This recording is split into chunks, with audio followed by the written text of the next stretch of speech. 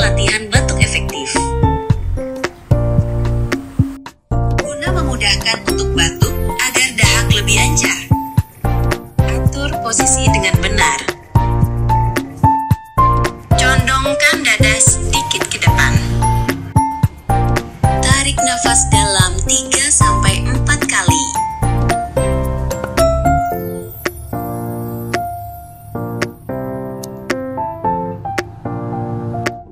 Pada tarikan napas dalam yang terakhir, nafas ditahan selama 1-3 detik. Lakukan batuk yang kuat kurang lebih sampai 2 kali batuk.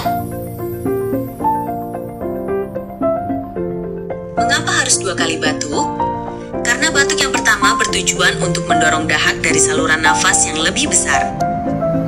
Dan batuk yang kedua bertujuan untuk mendorong dahak ke mulut sehingga mudah dikeluarkan. Lakukan berulang kali sesuai kebutuhan. Buang dahak.